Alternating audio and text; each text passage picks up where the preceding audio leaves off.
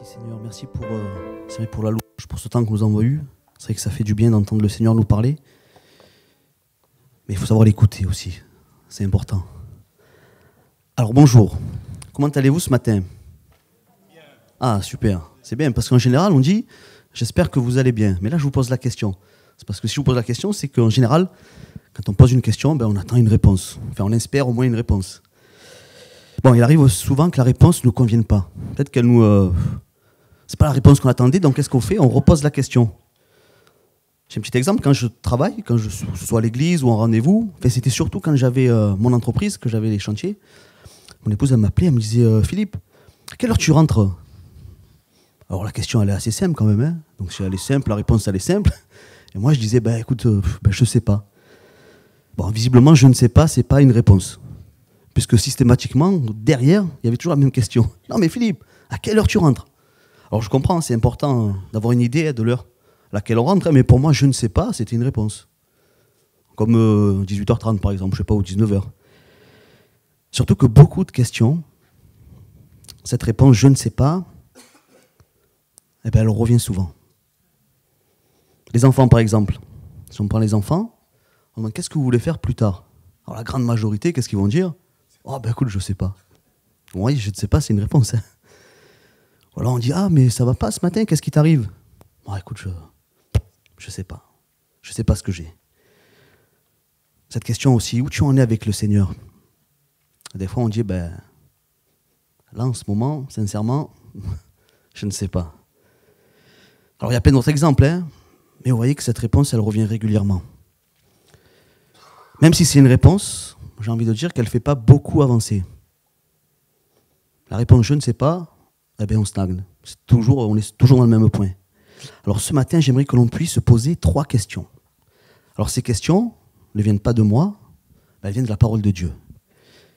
Et si ce matin, pour toi, la réponse à une de ces questions, c'est « je ne sais pas », je pense qu'il faudra que tu te reposes la question plusieurs fois jusqu'à ce que la réponse soit différente de « je ne sais pas ». Alors le titre du message serait pu être « je ne sais pas ». Mais comme Dieu attend de nous une autre réponse que celle-ci, alors le message ce matin a pour titre 3 questions que Dieu te pose. Alors écoutez bien les questions et surtout faites attention à vos réponses. Parce que le Seigneur, il n'attend pas la réponse « je ne sais pas ». Donc alors sans plus tarder, nous allons voir la première question. Elle se trouve dans le premier livre de la Bible. Alors j'ai dit le premier livre, je n'ai pas dit le plus ancien. Parce que les commentateurs s'accordent à dire que le plus ancien écrit de la Bible, c'est le livre de Job. Mais ce n'est pas le premier que le Seigneur nous met ou nous a transmis. Parce que quand on lit la Bible, le premier qu'on trouve, c'est le livre de la Genèse. Alors est-ce que vous avez vos Bibles ce matin? Joël demande régulièrement si nous avons nos Bibles. Et moi, fièrement, je la lève, je dis « ouais, Joël, regarde, j'ai la Bible, je suis content ». Il y en a qui ont des téléphones aussi qui sont modernes, mais moi j'aime bien la version papier. Alors je me souviens une fois, lors d'une réunion, alors c'était pas ici, j'avais oublié de prendre ma Bible. Je ne l'avais pas avec moi, et le pasteur pose la question, et nous demande de lever nos Bibles. Alors heureusement, je n'étais pas le seul à avoir oublié ma Bible, et il s'adresse à nous alors qu'ils avons oublié nos Bibles. Alors je m'adresse ce matin aussi peut-être à ceux qui ont oublié leur Bible. Alors je ne sais pas comment vous faites sans vos Bibles. Et lui, il a dit, parce que malgré toutes mes années de conversion, je suis loin de connaître la Bible par cœur, pour pouvoir me passer de la Bible. Alors cela m'a fait rire, un petit peu amèrement, mais depuis, je ne sors jamais sans ma Bible. Alors si vous avez oublié vos Bibles, ce n'est pas grave, parce que grâce à la technique, et Christina qui est derrière les commandes, lisons ensemble le premier verset. Donc Genèse 3 et le verset 9. Genèse 3, verset 9. Mais l'Éternel, Dieu, appela l'homme et lui dit « Où es-tu » Donc à ce moment-là, Adam et Ève, ils s'étaient cachés. Ils avaient peur, ils avaient honte. Ça, on le voit au verset 10. Lisons le verset 10. Genèse 3, verset 10. Genèse, 3, verset 10. Il répondit, j'ai entendu ta voix dans le jardin et j'ai eu peur, parce que je suis nu et je me suis caché. Alors ce matin, le Seigneur nous pose la question, et te pose peut-être la question personnellement, mon enfant, mon ami, où es-tu? Alors on peut être à plein d'endroits. Alors ça, je ne sais pas, je pense que ce n'est pas la bonne réponse, et elle ne viendra pas, puisqu'on est à plein d'endroits différents, ou à un endroit simple. Alors peut-être que tu es dans la culpabilité, comme Adam et Ève. Peut-être que tu es dans la honte d'un péché, d'une faute. qui t'empêche justement d'être dans la présence de Dieu. Il y a peut-être ta conscience qui te travaille en te disant que tu n'es pas digne de t'approcher de Dieu, que tu as besoin de prendre de la distance. Et peut-être que tu reviendras à Dieu quand tu seras digne. Peut-être que tu te caches, comme faisaient Adam et Ève. Mais le Seigneur, ce matin, te dit, comme dans le jardin d'Éden, je ne sais pas si vous avez remarqué, c'est Dieu qui a cherché Adam. Et c'est Dieu qui est venu jusqu'à lui. Donc si tu es présent ce matin, si tu attends ce message, ben c'est que quelque part, toi aussi, Dieu te cherche. Et j'ai une bonne nouvelle. Non seulement il te cherche, mais en plus, comme Adam, il vient jusqu'à toi. Alors nous connaissons tous comment fonctionnent les religions. C'est un petit peu comme des escaliers, qu'on essaye de monter, de gravir des étapes pour arriver jusqu'à Dieu. Mais Dieu est tellement haut, tellement grand que c'est impossible d'y arriver. Mais le Dieu que nous aimons, le Dieu que nous adorons, que nous servons, n'est pas le Dieu d'une religion, mais il est le Dieu d'une relation. C'est lui qui vient à nous. C'est lui qui vient à toi ce matin. Et il vient à la personne de Jésus. Jean 14, le verset 6 nous dit, Jésus lui dit, « Je suis le chemin, la vérité et la vie, nul ne vient au Père que par moi. » Alors cette relation qui était coupée, ou qui est coupée peut-être en ce moment, à cause de la culpabilité, du péché, ce péché qui nous prive de la présence de Dieu, qui te prive en ce moment de la présence de Dieu, Dieu lui-même désire rétablir cette relation. Dieu désire venir à toi ce matin. Et il te pose la question, où es-tu? Alors toi, peut-être qui ne connais pas encore le Seigneur, il te dit aussi, où es-tu? Arrête de te cacher. Arrête de te voiler la face. Laisse-toi trouver par le Seigneur, qui désire une seule chose ce matin, rétablir cette relation avec toi. Jésus, en mourant sur la croix, en ressuscitant le 3e jour, qu'est-ce qu'il a fait? Il a déchiré le voile. Ce voile qui nous séparait du lieu très saint. Il a déchiré ce voile qui nous séparait de la présence de Dieu. Éphésiens 2 et les versets 14 à 18 nous disent « Car il est notre paix, lui qui des deux n'en a fait qu'un, et qui a renversé le mur de séparation, l'inimitié, ayant anéanti par sa chair la loi des ordonnances dans ses prescriptions, afin de créer en lui-même avec les deux un seul homme nouveau, en établissant la paix, et de les réconcilier l'un et l'autre en un seul corps avec Dieu par la croix, en détruisant par elle l'inimitié. Il est venu annoncer la paix à vous qui étiez loin, et la paix à ceux qui étaient près. Car par lui, nous avons les uns les autres accès au Père dans un même esprit. » Voilà ce qu'a fait Jésus sur la croix. Par sa chair meurtrie, il paye le prix de nos fautes, il paye le prix de tes fautes ce matin. Et par son sang, il te justifie, il te purifie. Et il te donne accès au Père. Ce Père qui par Jésus est venu, vient jusqu'à toi pour te dire où es-tu mon enfant. Alors ne tarde plus, parce que tu n'as plus de raison de te cacher. Plus de raison de dire j'ai honte.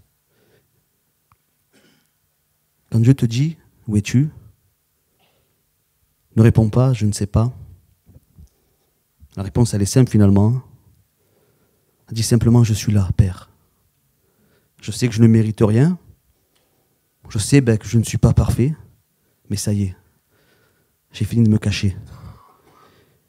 Car en Jésus, tu as pardonné mon iniquité qui me séparait de toi. Et si je pose la question à un frère, une sœur qui connaît le Seigneur, peut-être depuis longtemps, qui a déjà une relation avec Dieu, alors je ne vais pas te poser la question où es-tu, mais je vais te poser la question où es-tu dans ta relation avec lui? Où es-tu? Où en es-tu avec Dieu? Vous savez, avant d'aller se cacher avec Dieu, Adam, il avait une relation avec Dieu, mais il a désobéi, il a eu honte, et il est parti se cacher. Il a coupé cette relation. Et est-ce que toi, tu joues à cache-cache avec le Seigneur? J'accuse personne. Mais joues-tu avec l'iniquité? Est-ce que tu joues avec un péché qui te culpabilise? On l'a peut-être entendu ce matin dans un don spirituel. Alors je repose la question. Est-ce qu'on joue à cache-cache avec le Seigneur des fois? Est-ce qu'on s'amuse avec l'iniquité? Et finalement, on a honte et on se cache. Ce qui nous empêche de revenir à lui Ce qu'il y a de bien avec le Seigneur, c'est qu'il a toujours une parole de consolation. Alors si tu es dans ce cas ce matin, j'ai un verset qui va te consoler peut-être. 1 Jean 1, 9 nous dit, « Si nous confessons nos péchés, il est fidèle et juste pour nous les pardonner et pour nous purifier de toute iniquité. » Alors toi, mon frère, ma sœur, plus d'excuses. Si Dieu te pose la question « Où es-tu ?», ne réponds pas « Je ne sais pas », mais confesse tes erreurs. Confesse ton péché à Dieu. Et Dieu qui ne se lasse pas de pardonner, qu'est-ce qu'il va faire? Il va t'accueillir les bras ouverts. Et tu pourras avec assurance lui dire « Je suis là. Je suis là, mon Dieu. Je te demande pardon pour ce que j'ai fait. Je te demande pardon pour ce temps où peut-être je me suis caché. Je te demande pardon pour toutes ces fautes. Mais je vais revenir à toi ce matin. Alors si tu me poses la question « Où es-tu ?» Je suis là, à tes pieds. Donc voyons maintenant la deuxième question. Genèse 3, le verset 11. Genèse 3, verset 11. 11, s'il te plaît, Christina.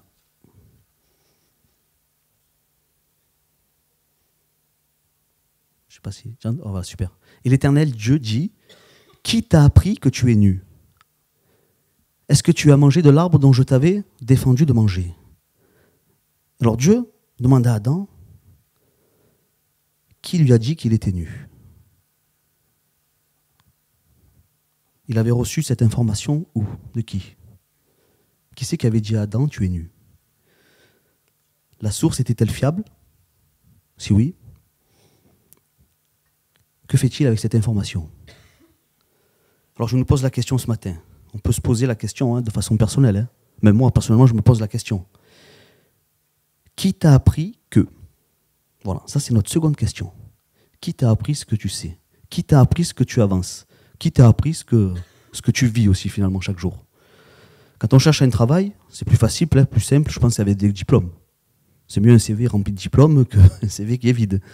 C'est bien d'avoir des connaissances, d'avoir une bonne formation. C'est logique, parce que quand on nous confie une tâche, si l'employeur nous confie une tâche, qu'est-ce qu'il va faire? Il va nous demander nos compétences, ce que nous savons du métier, si nous avons de bases solides, fiables. Je prends un exemple, moi si je dois refaire... Alors, je n'appellerai pas un électricien pour refaire mon tableau électrique, puisque je suis électricien de formation, mais admettons, j'appelle un électricien parce que j'ai trop de travail et je n'ai pas le temps de faire le tableau. J'appelle l'électricien et je vais lui dire, dis-moi où c'est que tu as appris le métier d'électricien? Mais lui, tout fièrement, le métier d'électricien, je l'ai appris dans une école de boulanger-pâtissier. Je crois que je vais réfléchir à 2 fois avant de lui laisser toucher mon tableau. Hein. Et avec le Seigneur, c'est pareil. Quelles sont tes sources? Sur quoi bases-tu ta foi? C'est quoi le fondement de ta vie chrétienne? J'ai envie de vous dire, la seule et unique source qui est fiable, c'est la Bible. C'est la parole de Dieu. Moi, avant ma conversion, j'étais comme beaucoup, je pense, à me dire que la Bible, finalement, c'était un livre comme les autres, écrit par des hommes. Et la Bible elle-même, elle dit « Malheur à l'homme qui se confie en l'homme ». Alors pourquoi écouter ce qu'elle dit et le prendre pour argent comptant? Je vais vous dire pourquoi justement la Bible est la parole de Dieu. Je vais vous donner peut-être quelques chiffres sur la Bible. Alors peut-être que vous connaissez déjà, mais c'est bien de se rappeler ce qu'est la parole de Dieu. Alors dedans, il y a 66 livres. Sur les 66 livres, il y a 40 auteurs différents. Elle a été écrite sur une période, je ne sais pas si vous savez, de 1600 ans. C'est énorme. Pour vous donner une idée, c'est comme s'il y a un livre qui a été écrit vers l'an 400 à peu près, 400, 424, allez, pour être exact, et on finira à peine de l'écrire maintenant. C'est énorme. C'est énorme sur le temps sur lequel a été écrite la Bible. Alors déjà, le défi est énorme. 40 personnes pour écrire un livre sur une période de 1500 ans. Et parmi les auteurs, qu'est-ce qu'il y a? Il y a des prophètes, des rois, des serviteurs de rois, il y a des pêcheurs de poissons. Il y a un collecteur d'impôts, il y a un berger, il y a un médecin, il y a un fabricant de tentes. Donc déjà, il y a des gens bien différents les uns des autres et des époques qui sont aussi différentes. Mais malgré tout, la Bible, elle reste cohérente. Elle ne se contredit jamais. Et dedans, on n'y trouve aucune erreur. Sans parler de sa richesse prophétique. Je vais prendre un petit exemple. Jésus, à lui seul, réalise au cours de sa vie plus de 33 prophéties de l'Ancien Testament. Alors vous n'êtes pas obligé de me croire sur parole. Mais lisez la Bible, et c'est marqué. Et il y a un docteur, un mathématicien, qui a fait un petit calcul. Il a dit, tiens, je vais calculer la probabilité qu'une personne, donc Jésus, puisque là on parle de Jésus, puisse réaliser juste 8. Sur les 33, il en a pris 8. Et il a dit, je vais calculer la probabilité que ces prophéties se réalisent. Il a trouvé un chiffre, c'est 1 et 17 zéros derrière. Ça fait à peu près, je crois, c'est 1 milliard de millions. Bon, là, ça ne parle pas, c'est vrai qu'un milliard de millions. Alors, ce qu'il a fait, ce monsieur, il a calculé, il a dit, tiens, on va prendre 1 milliard de millions de pièces de 2 euros. Et ce qu'on va faire, on va les répandre sur toute la surface de la France. Ça va faire à peu près une hauteur de 50 cm. Vous imaginez, c'est quand même énorme. Hein. Et là, sur une pièce, on va faire une marque. On va la jeter en plein milieu, on va tout mélanger. On va prendre quelqu'un, on va lui bander les yeux. Et on va lui dire, allez, tiens, tu montes à Dunkerque, tu vas à Brest, où tu veux, toute la France, tu te balades où tu veux. Mais tu as une seule chance pour récupérer la pièce. Voilà la probabilité pour que 8 prophéties de Jésus se réalisent. Et il y en a au moins 33. Rien que pour Jésus. Alors permettez-moi, si vous voulez bien, si même cet article, ces probabilités ne nous a pas convaincus, j'espère que la parole va vous convaincre. On va lire 2 versets dans la Bible. 2 Timothée 3, le verset 16 et 17. Toute écriture est inspirée de Dieu et utile pour enseigner, pour convaincre, pour corriger, pour instruire dans la justice, afin que l'homme de Dieu soit accompli et propre à toutes bonnes œuvres. Alors mon frère, ma sœur, mon ami, qui vient pour là ou les premières fois peut-être, toi qui écoutes aussi peut-être ce message sur Internet, sur quoi fondes-tu ce que tu sais ou ce que tu penses savoir? Parce que des fois on croit qu'on sait. C'est rigolo ça. Hein, on pense savoir mais non, on se trompe. Quelles sont tes sources? Sur quoi te fondes-tu? J'ai envie de dire que nos vies soient fondées sur la parole de Dieu. Qui t'a appris? Alors moi personnellement j'avais besoin d'être convaincu. J'étais dans l'émotion, j'étais dans le ressenti. C'était important pour moi. Il fallait que je sois convaincu. Et en plus c'était bien, je pouvais affirmer ça avec un verset de la Bible hein, qui dit que tout ce qui n'est pas le fruit d'une conviction est péché. Mais par contre, volontairement, je laissais de côté le passage qui dit que c'est le Saint-Esprit qui convainc. Alors je voulais me convaincre tout seul. Je me fiais juste à mon ressenti. Mais est-ce que vous savez que nos sentiments ne sont pas fiables? Est-ce que vous savez que nos ressentis, on ne peut pas s'y fier? Quand on a faim, c'est bizarre, mais tout semble bon. Quand on n'a pas d'argent, c'est pas compliqué, il y a tout qui est cher. Quand nous sommes heureux, tout le monde est beau, tout le monde est gentil.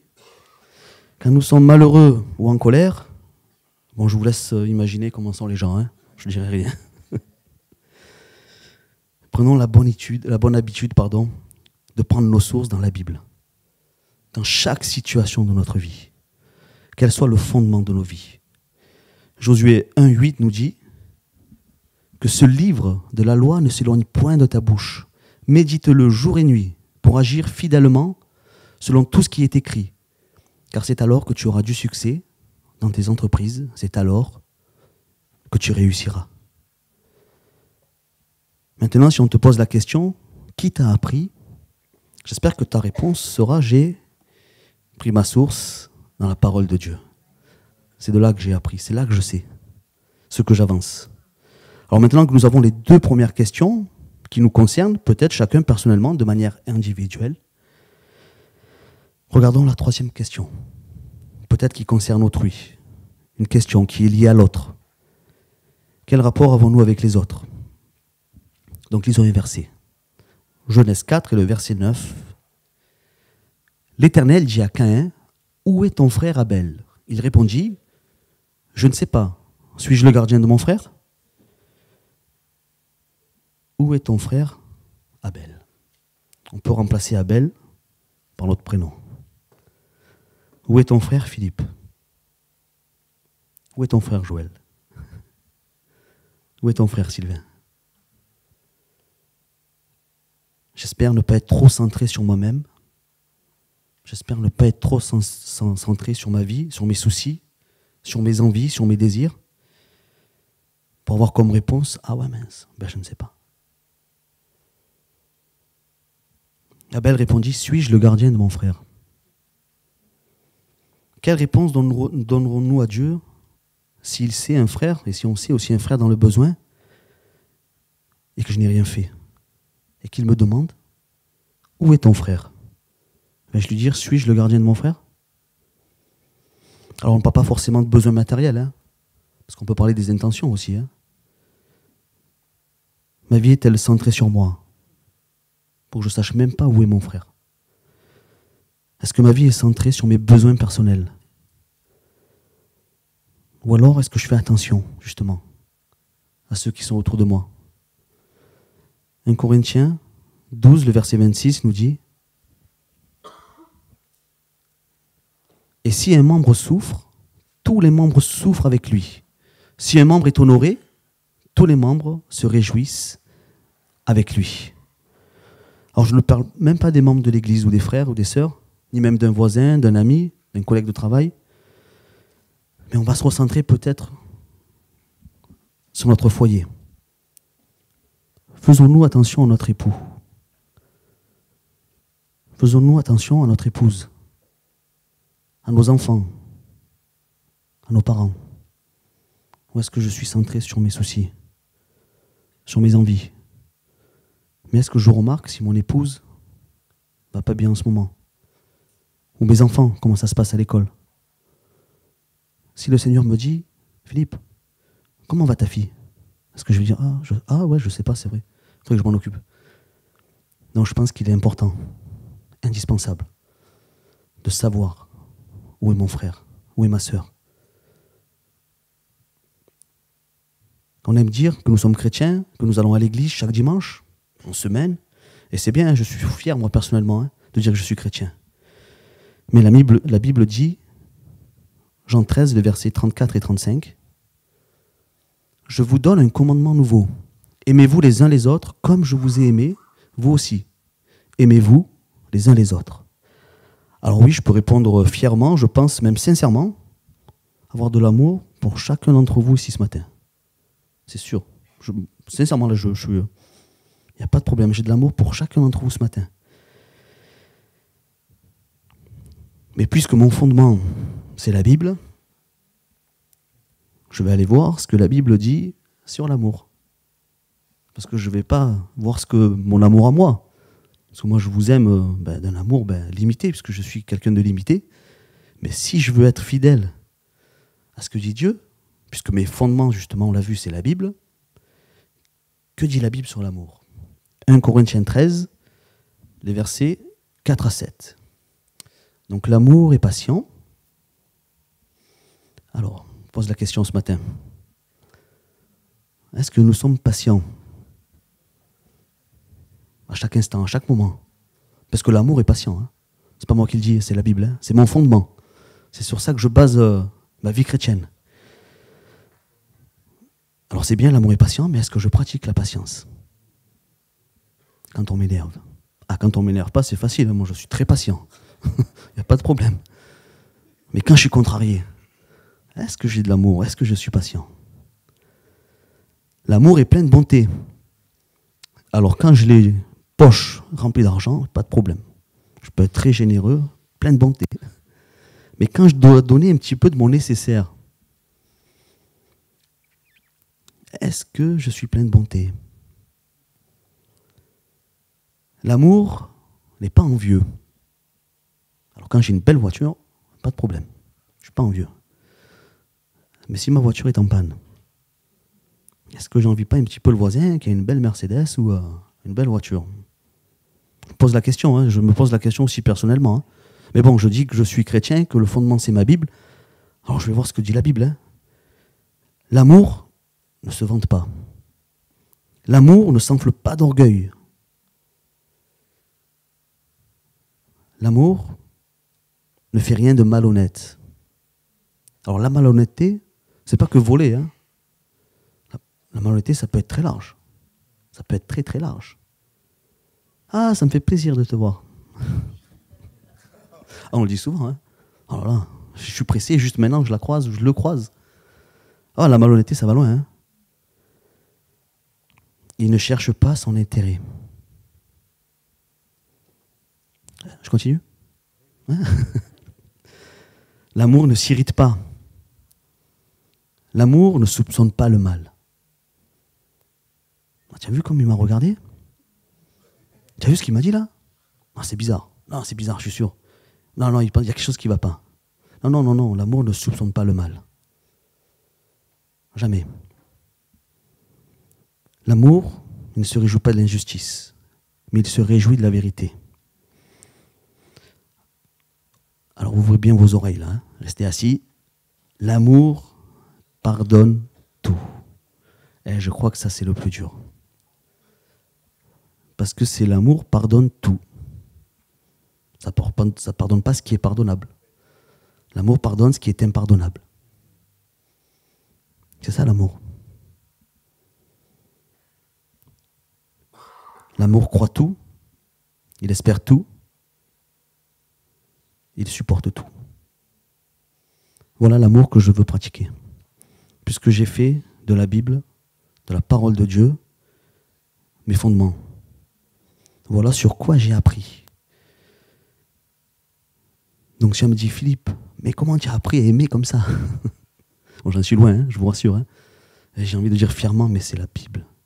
C'est elle mon fondement. C'est ce que Dieu me dit. Alors quelles seront maintenant tes réponses aux 3 questions que le Seigneur t'a posées ce matin? Première question. Où es-tu? Comment te positionnes-tu dans ta relation avec Dieu? Tu joues à cache-cache? Ta réponse est je ne sais pas? Ou alors ta réponse est je suis là, Père. Je sais que je ne mérite rien. Je sais que je ne suis pas parfait. Je sais que je n'aime pas encore comme je dois aimer. Je sais que le chemin est long, mais ça y est, c'est fini. J'ai fini de me cacher. Car en Jésus, tu as pardonné mon iniquité qui me séparait de toi. Et en Jésus, avec Jésus dans ma vie, je peux aimer comme toi, tu me dis d'aimer. Je peux être patient comme toi, tu me dis d'être patient. Je peux être honnête comme toi, tu me dis d'être honnête. Je peux pardonner comme toi, tu me demandes de pardonner. Nous avons vu la seconde question.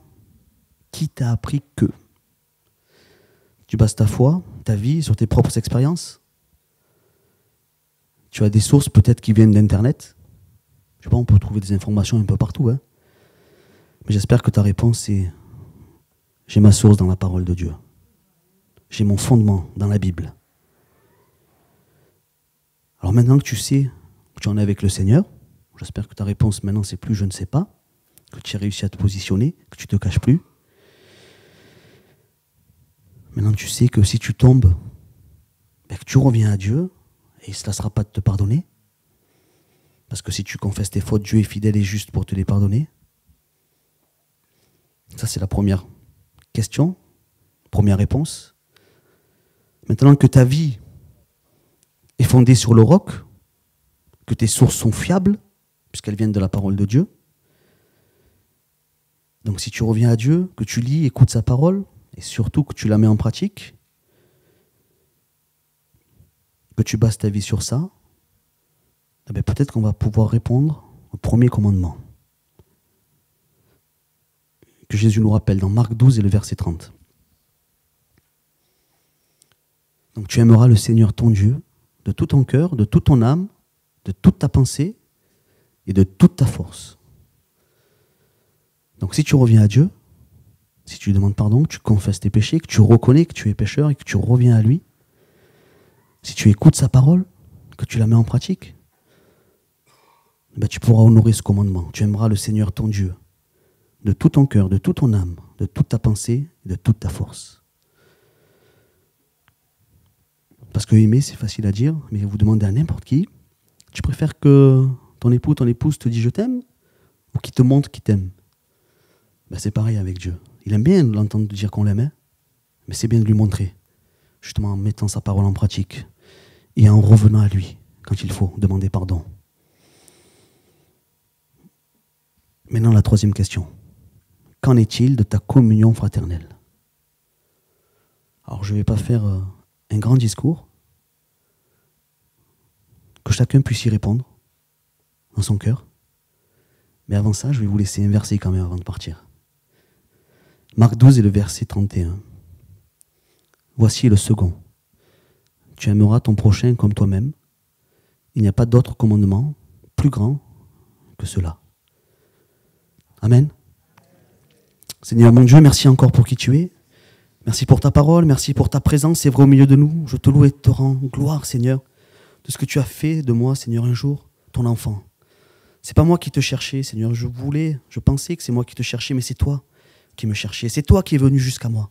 C'est toi qui es venu m'enlever, Seigneur, de là où j'étais, pour faire de moi ton enfant, Seigneur. Et je te dis merci. Merci, Seigneur, aide-moi chaque jour, Seigneur, à avancer, c'est vrai, dans ta parole, en être digne, Seigneur, que je puisse la mettre en pratique chaque jour. Merci Seigneur pour l'assistance de ton esprit Seigneur, qui sans lui nous ne pouvons rien. Merci Seigneur encore pour ton église, merci de bénir chacun d'entre nous. Je te loue, te rends grâce encore pour qui tu es. Viens te glorifier, c'est vrai Seigneur mon Dieu, dans chacune de nos vies, et que nous puissions être le reflet de ta gloire, c'est vrai dans nos vies Seigneur. Tu en dis dans ta parole, nous reconnaîtrons que vous êtes mes enfants, à l'amour que vous avez les uns pour les autres, alors que nous puissions Seigneur nous aimer comme toi tu nous as aimés, et c'est toi qui nous as aimés le premier. Merci pour qui tu es, et que toute la gloire Seigneur mon Dieu t'en revienne. Amen. Bénisse nos cœurs. Avant qu'on puisse se séparer.